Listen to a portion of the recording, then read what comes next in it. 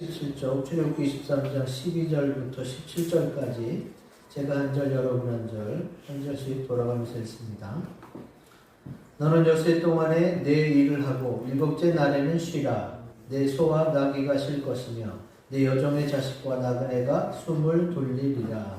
내가 내게 이른 모든 일을 삼가시키고 다른 신들의 이름은 부르지도 말며 내 입에서 들리게 하지 말지니라. 너는 매년 3번 내게 절기를 지킬지니라. 너는 무교병의 절기를 지키라. 내가 내게 명령한 대로 아기월에 정한 때에 이래 동안 무교병을 머물시니 이는 그 날에 내가 애굽에서 나왔음이라. 빈손으로 내 앞에 나오지 말지니라. 맥추절을 지키라. 이는 내가 수고하여 밭에 뿌린 것의 첫 열매를 거둠이니라. 수장절을 지키라. 이는 내가 수고하여 이룬 것을 연말에 밭에서부터 거두어 저장하리니라. 내 모든 남자는 매년 3번씩 주 여호와께 보일지니라. 아멘. 기도하겠습니다. 오늘도 살아 역사하시는 주님, 우리에게 주의 날을 허락하시고 또 주님 앞에 나와 예배드리며 생명이 되시는 하나님의 말씀을 듣게 하시니 감사하옵나이다. 이 귀한 생명의 말씀을 통하여 우리의 영혼이 소성되게 하시고 주 예수 그리스도와 성령의 충만함을 얻게 하여 주시옵소서. 그리하여 말씀대로 살게 하시고 말씀대로 열매 맺으며 말씀대로 하나님을 기쁘시게 하는 저희 모두가 될 수 있도록 믿음의 믿음을 더하여 주시옵소서. 말씀으로 함께하여 주시는 우리 주 예수 그리스도의 이름으로 간절히 기도하였습니다. 아멘.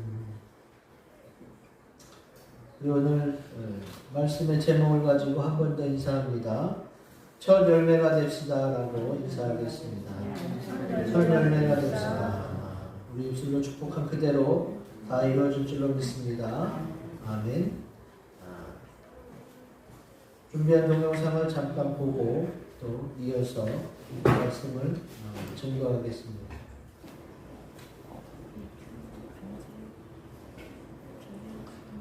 네, 켜주시고 맥주 감사주일에 대한 동영상을 봤습니다. 광고 시간에 했어야 되는데 못해서 지금이라도 합니다. 우리가 그동안 코로나19 바이러스의 종식을 위해서 함께 금식하면서 기도하자. 그리고 금식한 것은 헌금에서 복지헌금을 해서 어려운 분들을 돕자. 그래서 교회에서 알아봤는데 교회 성도들 가운데는 없어서 우리 선교사님과 저 필리핀에 있는 카나스 교회를 돕기로 했습니다. 우리 선교사님이 나와 계시니까 전달해 드리도록 하겠습니다. 우리 윤정신 선교사님, 비록 작은 금액이지만 헌금하면서 금식하면서 드린 거니까 귀하게 쓰일 줄로 믿습니다.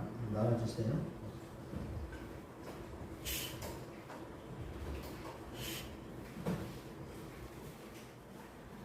하나님께 영광 돌리시라.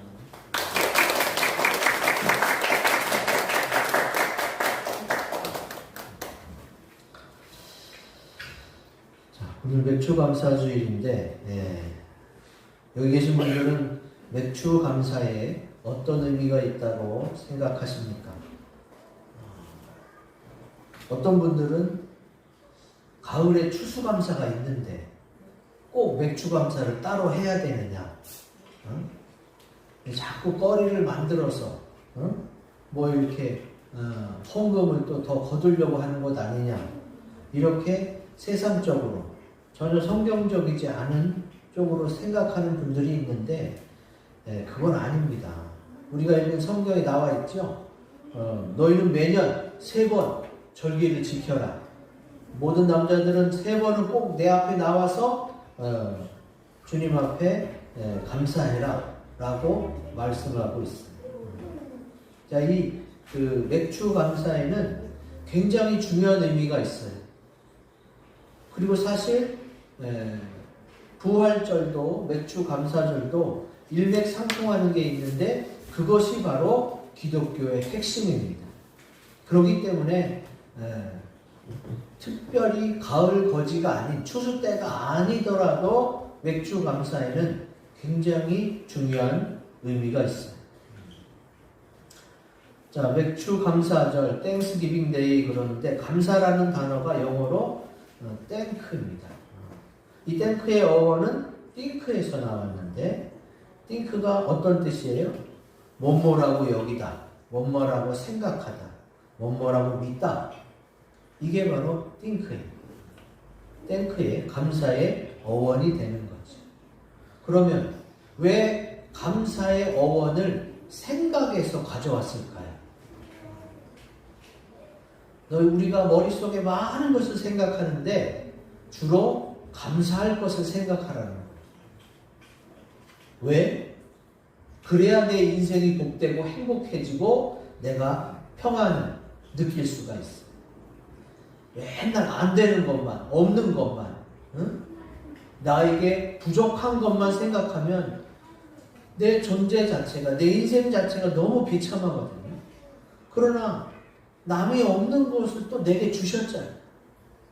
그래서 내가 있는 것을, 내가 받은 것을, 내가 누렸던 것을 생각하는 때에 우리는 더 감사한 인생, 복된 인생이 될 수 있기 때문에 감사라는 단어의 어원을 생각해다해서 가져왔을 것으로 생각됩니다.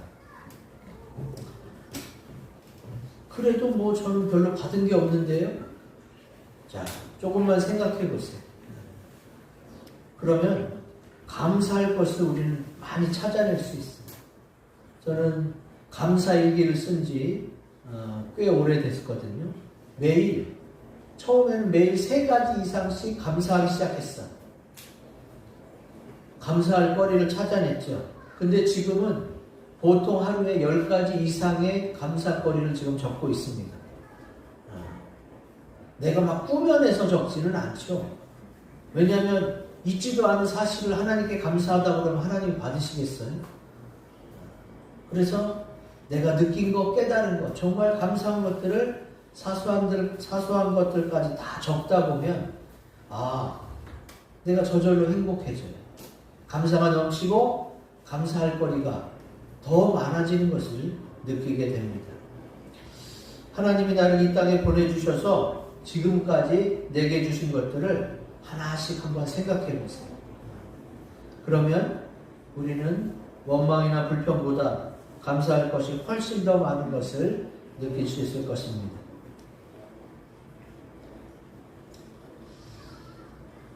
지금은 7월 5일 벌써 올해의 전반기가 다 지나고 7월 첫 주가 시작됐습니다.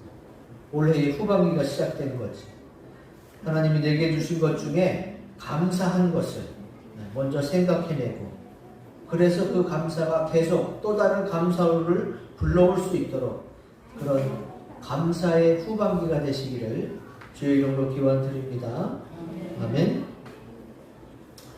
자, 오늘 말씀 12절부터 봤는데 안식일, 지금의 주일을 분명히 지키라고, 거룩히 잘 지키라고 말씀하시면서 3차례의 절기, 무교병의 절기 그랬는데 6월절을 말하고 있습니다. 6월절, 맥추절, 수장절 이 3절기를 지키라고 했어요. 이 출애굽기는 구약에 속해 있죠. 그러나 하나님의 말씀은 그때부터 지금까지 계속 교회에서 지켜지고 있습니다. 지금은 이제 6월절은 우리가 부활절로, 맥추절은 맥추감사절로, 수장절은 추수감사절. 수장절이 추수에서 저장한다는 거거든요. 그래서 이렇게 날짜가 똑같진 않지만 그런 의미로 지금도 지켜지고 있고, 이제 예수님이 오신 다음부터 기록된 게 신약인데, 신약에 와서는 예수님이 이 땅에 오신 이후에는 주님이 오신 성탄절까지 해서 교회는 크게 4가지의 절기를 지킨다고 볼 수 있습니다.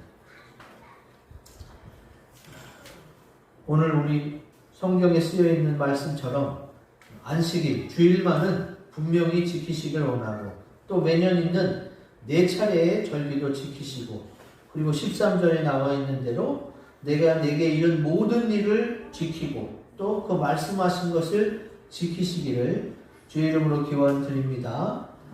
그럼 오늘 말씀 가운데 맥추감사절의 의미를 한번 깊이 살펴보도록 하겠습니다.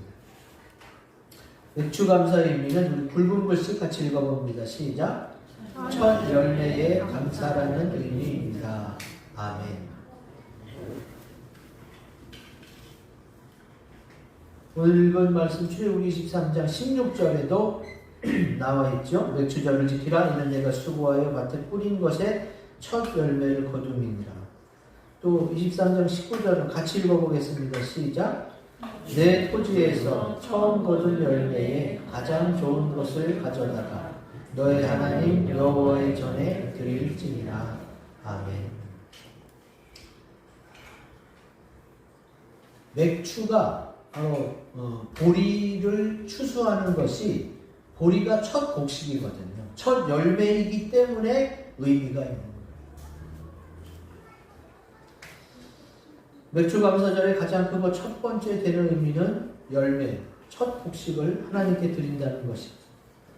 우리가 믿는 예수 그리스도께서도 부활의 첫 열매가 되셨습니다. 고린도전서 15장 20절 같이 읽습니다. 시작. 그러나 이제 그리스도께서 죽은 자 가운데서 다시 살아나사 잠자는 자들의 첫 열매가 되셨도다. 아멘. 첫 열매가 왜 중요하냐? 첫 아들, 첫 딸, 첫 새끼만 중요하냐? 그건 아니에요.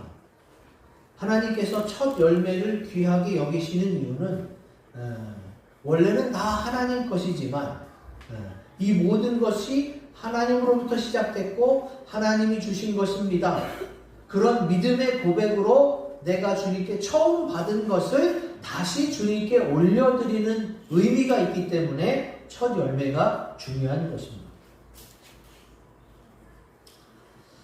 자, 우리 창세기에 보면은 가인과 아벨이 제사를 드립니다.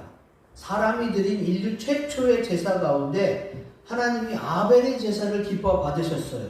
그 이유가 뭐냐? 양의 첫 새끼, 곧 첫 열매를 주님께 드려서 그랬습니다. 창세기 4장 4절에 나오죠. 아벨은 자기도 양의 첫 새끼와 그 기름으로 드렸더니 그랬어요. 그러니까 아벨은 양을 치면서 양의 첫 새끼가 얼마나 귀하고 소중한 것인지를 알고 그 믿음으로 하나님께 그걸 드렸던 거지. 그래서 하나님이 기뻐 받으셨어요. 또 첫 열매는 이스라엘을 하나님이 첫 열매로 표현하십니다. 예레미야 2장 3절. 이스라엘은 여호와를 위한 성물 곧 그의 소산 중 첫 열매이니 그를 삼키는 자는 모두 벌을 받아 재앙이 그들에게 닥치리라. 여호와의 말씀입니다. 하나님이 이스라엘 민족 자체를 첫 열매로 받으시고 그 이스라엘 민족을 건드리면 침략하거나 삼키거나 괴롭히면 어떻게 돼요? 벌을 내리고 재앙을 내렸어요. 그렇게 귀하게 여기셨어요. 그래서 성경에서 첫 열매는 굉장히 크고 중요하게 여겨지는 것입니다.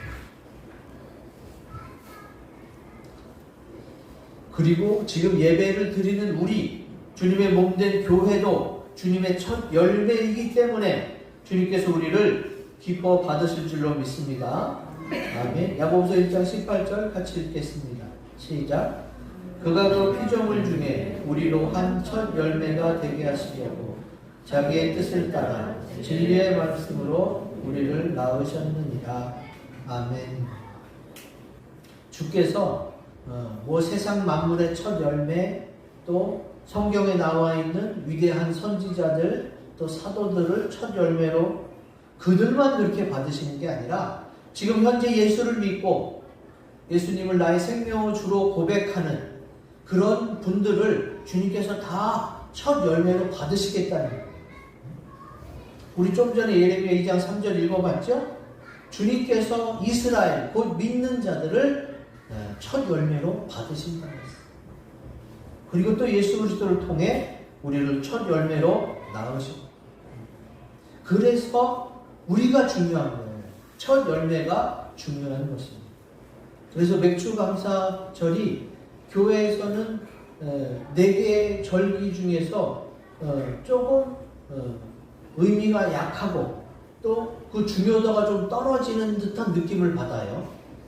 이렇게 여름에 날 뜨거울 때 추수 때도 아니라서 그런지 그런 느낌을 조금 받습니다만 성경적으로는 아닙니다. 굉장히 중요한 의미가 있는 것이죠. 첫 열매는 첫 것을 주님께 드린다는 건데 엊그제 보니까 극동방송에서도 첫 월급을 주님께 이렇게 선교 헌금으로 드린 영혼들도 있어요. 저 같은 경우도 이제 전도사로 첫 사역 나간 교회에서 그때가만 해도 벌써 1999년이면 21년 전이에요. 그때 교육전도사 첫 사례비로 내가 35만 원을 받았거든요. 그걸 그냥 주님께 다 드렸어요. 왜? 첫 것이라서. 사실은 11조만 해도 되죠. 그러나 첫 사례비라서 하나님께 다 드렸죠. 그리고 또 여러분이 텃밭에서 거둔 열매들, 이것도 첫 열매라고 교회에 꼭 가져오시는 분들이 있습니다. 그리고 처음 옷을 산 것도, 또 처음 신발을 산 거, 넥타이 뭐 이런 거 저는 다 첫 것은 주일날 입습니다. 주일날 예배 시간에 입어서 그리고 나서 이제 자유롭게 입죠. 그러니까 사실은 처음 입고 주님께 기도해도 되는데 꼭 주일날 입고 하나님께 먼저 보여드리고 그리고 나서 입는 게 이제 생활화됐어요. 그렇게 처음 것은 주님께서 주신 것이고 이것은 사실은 주님이 내게 다 주신 건데 그 중에 첫 것으로 감사합니다는 의미로 주님 앞에 드립니다 하는 생활을 이렇게 늘 살다 보니까 주님께서 이렇게 풍족하게 주세요. 막 쓰고 남아서 버릴 정도로 주진 않고 주님께서 필요한 만큼 적당하게 모자라지 않게 항상 채워주시는 것을 제가 느꼈어요. 그러면 목사라서 저만 주님이 그렇게 챙겨주시는 게 아니라 주님이 우리 모두를 믿는 자를 다 첫 열매로 받으신다고 했잖아요. 그러니까 여러분도 첫 것은 항상 하나님께 드리는 습관을 가지면 어떻게 돼요? 그러면 풍족하게 될 줄로 믿습니다. 이게 첫 열매에게 담긴 주님의 축복인 거예요. 그래서 맥주 감사는 내가 항상 첫 것을 드리려는 마음이 있다면 맥주 감사의 의미가 항상 되살아나는 거죠. 이렇게 주님 앞에 첫 것을 기쁨으로 드리시기를 주의 이름으로 기원드립니다. 아멘. 둘째, 맥주 감사의 의미는 굵은 것을 읽어봅니다. 시작. 우리 주님을 만난다라는 의미입니다. 이것이 왜 주님을 만나는 거냐? 맥추절을 77절, 오순절 이렇게 표현합니다. 왜 77절이냐? 7일씩 7번. 그래서 6월절 후 77하면 49일이 지나는 거잖아요. 49일 만에 지키는 절기라서 또 그렇습니다. 자, 출애굽기 19장에 보면 나오는데 하나님이 시내산에서 10계명을 이스라엘 백성에게 주시고 만나주시는 그 날이 바로 맥추절이었어요. 자, 출애굽기 19장 1절에서부터 11절 내용이 쫙 있지만 그 중에 중요한 말씀만 제가 읽어드릴게요. 이스라엘 자손이 애굽 땅을 떠난 지 3개월이 되던 날 그들이 시내 광야에 이릅니다. 여호와께서 모세에게 이르시되 너는 백성에게로 가서 오늘과 내일 그들을 성결하게 하며 그들에게 옷을 빨게 하고 준비하게 하여 셋째 날을 기다리게 하라. 이는 셋째 날에 나 여호와가 온 백성의 목전에서 시내 산에 강림할 것이니 이렇게 했어요. 자, 하나님께서 3개월 되던 날 셋째 날 시내 산에 강림한다. 그래서 우리를 만나 주셨어요. 구약 때 그렇게 하셨는데 신약에 와서도 오순절날 성령의 강림으로 하나님을 만나게 됩니다. 자, 그 날수를 계산해 드릴게요. 왜 49일이냐? 자, 아비벌이 6월절이 있는 달인데 그 아비벌이 첫 달입니다. 첫 달 14일이 6월절이에요. 그럼 한 달이 30일이니까 남은 날수는 16일이잖아요. 그리고 이제 셋째 달에 만나줬으니까 2월 한 달 그대로 30일. 지금의 태양력은 2월이 28일이고 6년이 있을 때 29일인데 유대 달력은 2월도 30일이에요. 그래서 1월에 남은 일수 16일, 그 다음에 2월 한 달 30일, 그리고 3월의 셋째 날이니까 3 이렇게 더하면 49일이 됩니다. 그래서 주님이 맥추절, 칠칠절에, 오순절에 강림하셔서 우리를 만나주셨어요. 그래서 맥주 감사의 중요한 두 번째 의미는 주님이 나를 만나주신다는 거예요. 여러분, 주님을 만나서 큰 복을 받은 줄로 믿습니다. 아멘. 주님을 만난 자와 만나지 못한 자는 큰 차이가 있어요. 주님을 만나지 못한 자는 너무 힘들고 어렵게 자기 인생을 살아가요. 그러나 주님을 만난 자는 하나님의 사랑과 은혜, 하나님의 계획 속에 평안하게, 기쁘고 즐겁게, 행복하게 살아갈 수가 있습니다. 왜냐하면 하나님이 허락하신 인생이기 때문에 그렇습니다. 구약시대의 맥추절에 여호와의 강림으로 만나주셨고, 신약시대에는 오순절이라고 표현하는데, 자, 사도행전 2장에 보면 오순절 날이 이미 이름에 어떻게 써요? 호련히 하늘로부터 급하고 강한 바람 같은 소리가 있어서 어떻게 됐어요? 사람들에게 임하셨죠. 각각의 사람들에게 성령이 임하시면서 어떻게 해요? 성령의 충만함을 받고 성령이 말하게 하시는 따라 다른 언어들로, 방언으로 말하기 시작했어요. 그러니까 하나님이 우리 육체에, 인간의 육체에 임하시는 순간이에요. 구약 때 77절, 맥추절에 하나님이 임할 때는 공간에 함께 하셨어요. 공간에, 같은 공간에. 그러나 신약 때 예수 그리스도의 십자가 보혈로 정결케 된 육신에 하나님이 육체에 임할 수 있게 됐어요. 그러니까 구약 때의 만남은 한 공간 안에서의 만남이고, 신약 때의 만남은 하나님 안에서, 내 몸 안에서 만나는 온전한 합일, 하나가 이루어지는 거지. 이게 얼마나 큰 은혜입니까? 그래서 오순절이라고 표현하는데, 맥추절은 77절, 49일이고 오순절은 50일입니다. 근데 하루가 차이 난다고 하지만 그때 축제 기간이 보통 일주일이기 때문에 하루 차이가 나서 이거는 다르다라고 말할 수가 없어요. 자, 그러면 왜 또 오순절이냐? 주님이 이제 부활하셨잖아요. 부활하시고 나서 40일 동안 그 부활하신 모습으로 하나님 나라의 일을 우리에게 가르쳐 주셨어요. 사도행전 1장 3절 같이 읽어봅니다. 시작.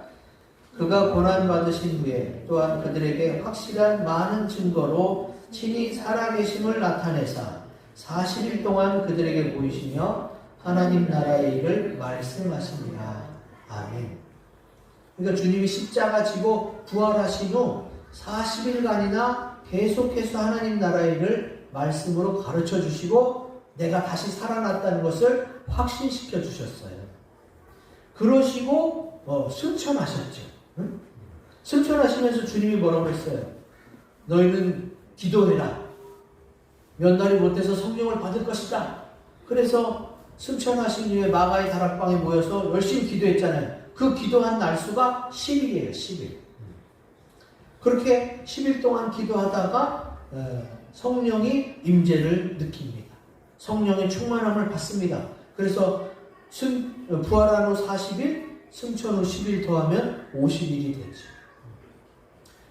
오순의 수는 10을 말합니다. 사순절 40일, 오순 50. 우리가 7순잔치, 8순잔치 그러잖아요. 그때 70, 80대 잔치 하잖아요. 그래서 오순은 50을 말합니다. 펜테코스트. 이렇게 맥추절의 다른 이름 77절, 오순절. 결국은 하나님이 우리에게 만나주시는 그 때를 강조하고 있는 거예요. 그래서 맥주 감사의 의미는 하나님께서 나 같은 죄인을, 나같이 연약한 사람을 만나주시고 하나가 돼주시고 함께 해주신다. 이런 큰 의미가 있는 것입니다. 그렇게 주님 만나주시고 함께 해주시기 때문에 우리는 언제나 주님의 인도를 받을 수가 있습니다. 맥주 감사를 생각할 때, 보리추수를 생각할 때, 아, 주님이 나와 함께 하시고 나를 만나주셨구나. 내가 주님의 인도를 받아서 평생 주님 오실 때까지 그렇게 계속 같이 살아야겠다 하고 다짐하시기를 주의 이름으로 기원드립니다. 아멘. 자, 세 번째 맥주 감사의 의미는 붉은 글 읽어봅니다. 시작. 마귀도 세상도 이긴다는 의미입니다. 아멘. 자, 사탄 마귀가 가진 가장 큰 권세가 바로 사망과 음부의 권세예요. 사람을 죽이기도 하고 음부에 집어넣기도 하죠. 그리고 이 어둠의 세상 주관자라는 사실이 바로 사탄이 가진 권세예요. 그런데 그 어둠의 권세를 예수 그리스도께서 십자가에 피 흘려 돌아가심으로 다 이기신 줄로 믿습니다. 내가 세상을 이기었노라 주님이 말씀하셨잖아요. 그래서 세상을 이기신, 사망과 음부의 어둠의 권세를 이기신 예수 그리스도를 믿으면 예수님께 속한 우리들도 예수 그리스도로 말미암아 이기게 될 줄로 믿습니다. 우리도 예수님이 이기신 것처럼 우리도 이긴 거예요. 고린도전서에 그 내용이 나와 있습니다. 제가 읽어드리겠습니다. 그러나 이제 그리스도께서 죽은 자 가운데서 다시 살아나사 잠자는 자들의 첫 열매가 되셨도다. 사망의 한 사람을 말미암았으니 죽은 자의 부활도 한 사람으로 말미암는도다. 아담 안에서 모든 사람이 죽은 것 같이 그리스도 안에서 모든 사람이 삶을 얻으리라. 그러나 각각 자기 차례대로 되리니 먼저는 첫 열매인 그리스도요, 다음에는 그가 강림하실 때에 그리스도에게 속한 자요. 주님이 만나주시고 또 주님이 다시 강림하신다는 것은 세상에 다시 오시사 사랑하는 신부들을 싹 데리고 올라가신다고 약속하는 재림을 말하는 것입니다. 자, 여호수아가 요단강을 건너서 여리고로 들어갈 때에도 보리추수 때였어요. 지금 개정, 우리가 보는 성경에는 그냥 추수 때라고 나와 있는데, 개역 한글 성경, 이전 성경을 보면 요단이 모맥 거두는 시기에는 항상 언덕에 넘쳤다라 이렇게 모맥이라는 단어가 추가되어 있어요. 모맥이 뭐예요? 보리를 말하는 거예요. 보리. 주님이 너는 요단을 건너서 여리고로 들어가라고 할 때에, 그때에 막 물이 넘쳤거든요. 그러니까 어떻게, 그때 제사장들이 언약궤를 들고 먼저 요단 물가에 발이 잠기자 흐르던 요단 물이 딱 그쳤어. 여러분, 강물이 그치는 거 봤어요?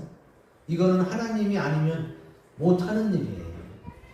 사람은 기껏해야 댐을 만들어서, 뚝을 만들어서 물을 그냥 저장하고 조금씩 흘려보내는 것밖에 없습니다. 그러나 하나님은 천사들을 동원해서 어떻게 해요? 흐르던 물이 딱 멈췄어. 멈추면서 막 쌓이기 시작해. 흐르던 위쪽은 쌓이고 아래쪽에는 물이 안 흐르니까 어떻게 해요? 쫙 흘러가던 건 마저 흐르고 여기가 마른 땅이 됐어. 그래서 마른 땅으로 건너가요. 이게 무슨 SF 공상과학도 아니고 판타지도 아니고 이게 가능할까? 하나님은 가능하지. 그러면 요단강 흐르던 것이 멈추고 마른 땅으로 건너갔다는 의미는 뭐냐? 여러분, 요단강이 어떤 뜻을 갖고 있어요? 우리 장례식 때 가면 장례식장에서 주로 부르는 노래가 요단강 건너가 만나요. 그래서 요단은 영적으로 사망을 말합니다. 이게 사탄이 가진 사망 권세가 모든 인간에게 다 적용이 돼요. 왜? 사람은 한 번 태어나면 죽잖아요. 근데 그 요단 물을 하나님이 멈추게 했어요. 곧 사망 권세를 그치고 어떻게 해요? 죽지 않고 건너갈 수 있다고 주님이 성경을 통해 우리에게 확신시켜 주는 겁니다. 그래서 여호수아가 어떻게 해요? 요단을 건넜어요. 배로 건넌 게 아니에요. 마른 땅으로 걸어서 건너갔어요. 그럼 주님이 옛날에 에녹 선지자, 엘리야 선지자가 어떻게 했어요? 죽음을 보지 않고 살아서 하늘나라로 올라갔거든요.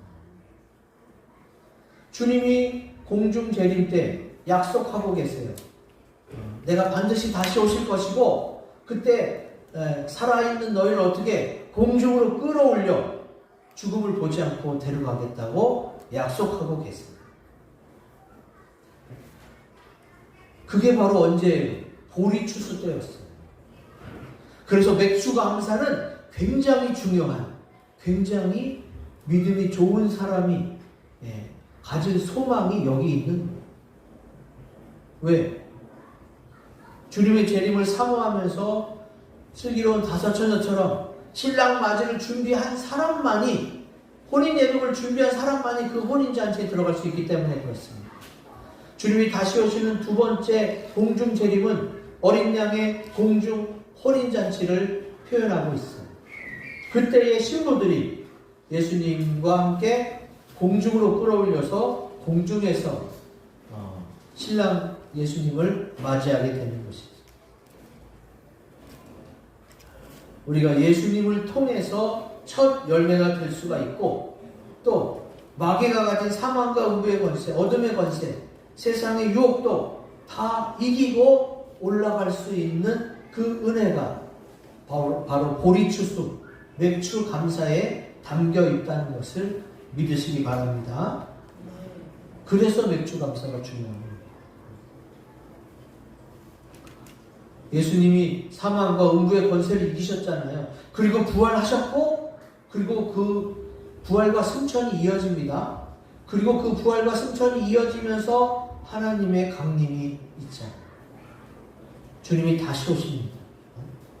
그리고 주님이 우리를 예수 그리스도와 성령을 통하여 온전케 만드신 다음에 그리스도께 속한 자로서 마귀도 세상도 이기고 부활되고 변화되어서 공중으로 끌어올려질 줄로 믿습니다. 이것은 성경에 기록한 내용이고 저는 하나님의 말씀을 증거합니다. 이런 판타지 같은, 이런 공상과학 같은 얘기가 성경에 써있고 성경은 하나님의 말씀이기 때문에 반드시 이루어지는 줄로 믿습니다. 그래서 맥주 감사를 생각할 때에 내가 보리 추수할 때 첫 열매로 하나님께 올라가야겠구나, 이런 믿음을 가지시기 바랍니다. 마지막 때 필요한 건 이런 믿음이에요. 많은 사람이 죽어서 가죠. 근데 딱 한 번 살아서 올라가는 역사가 있어요. 그 어린 양의 공중 혼인잔치에 신부로서 살아 올라가시기를 주의 이름으로 기원드립니다. 아멘. 첫 열매가 될 때에 이게 가능한 일이에요. 맥주감사의 의미, 첫 열매라는 의미, 우리 주님을 만난다는 의미, 또 마귀도 세상도 이길 수 있다는 이 의미를 되새기면서 앞에 있는 세 가지 기도 제목을 가지고 합심해서 기도하는 시간을 갖겠습니다.